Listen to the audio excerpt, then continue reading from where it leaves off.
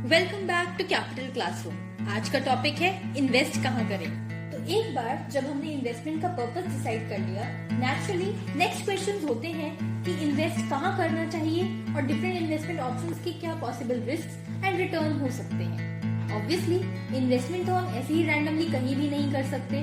अगर सच में smart investor बनना है तो हर इन्वेस्टमेंट डिसीजन बहुत सोच समझकर एनालाइज करके लेना चाहिए ताकि हमारी पूंजी की ग्रोथ हो सके।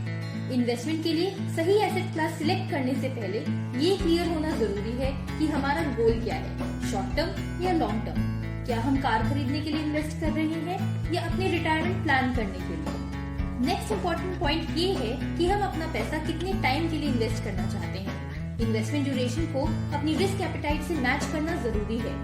शॉर्ट टर्म के लिए लो रिस्क एसेट्स बेटर होते हैं और लॉन्ग टर्म गोल्स के लिए हाई रिस्क एसेट्स भी सही चॉइस हो सकते हैं। फॉर एग्जाम्पल, अगर नेक्स्ट ईयर आपके घर में शादी जैसा कोई बड़ा फंक्शन है तो स्टॉक मार्केट रिस्की हो सकता है, लेकिन रिटायरमेंट प्लानिंग के लिए वही स्टॉक मार्केट एक परफेक्ट ऑप्शन हो सकता है। इन्वेस्टमेंट एसेट क्लास चूज करते वक्त अपनी रिस्क टॉलरेंस कैपेसिटी को भी समझना इम्पोर्टेंट है। खुद से ये सवाल पूछना जरूरी है कि क्या मैं लॉन्ग टर्म में अच्छा रिटर्न पाने के लिए शॉर्ट टर्म लॉसेस झेल सकता हूँ। हर इंसान का रिस्क एपेटाइट अलग होता है।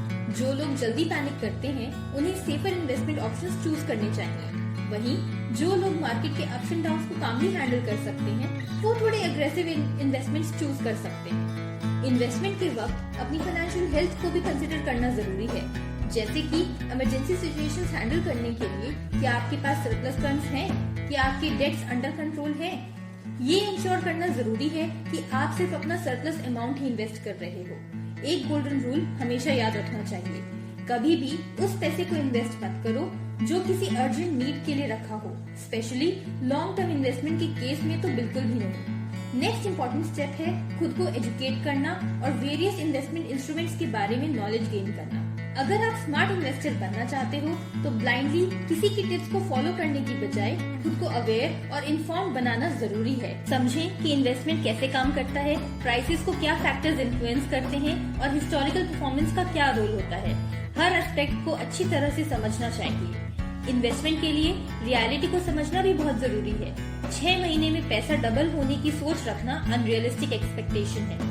इसलिए इन्वेस्ट करने से पहले एफडी, म्यूचुअल फंड्स, स्टॉक जैसे अलग अलग ऑप्शंस को कंपेयर करके सोच समझ के डिसाइड करना चाहिए कहाँ इन्वेस्ट करना है। एक बात हमेशा याद रखें, high returns usually high risk के साथ आते हैं।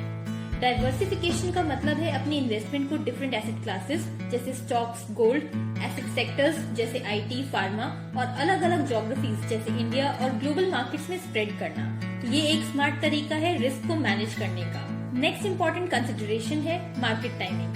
परफेक्ट टाइमिंग का वेट करने की जगह इकोनॉमिक ग्रोथ, इन्फ्लेशन, पॉलिटिकल और ग्लोबल इवेंट्स के बारे में अवेयर रहते हुए कंसिस्टेंटली इन्वेस्ट करना ज्यादा इफेक्टिव स्ट्रेटेजी होती है। तो चलिए क्विकली रिकॉल करते हैं वो चेकलिस्ट जो इन्वेस्टिंग के पहले हमें कंसिडर करनी चाहिए। नंबर 1, इन्वेस्टिंग का गोल क्या है। नंबर 2, इन्वेस्टमेंट का ड्यूरेशन कितना है। नंबर 3, हमारी रिस्क टॉलरेंस कितनी है। नंबर 4, जिस प्रोडक्ट में इन्वेस्ट कर रहे हैं उसके बारे में हम खुद कितना अवेयर हैं। नंबर 5, क्या हम फाइनेंशियली स्टेबल हैं इन्वेस्टमेंट के लिए।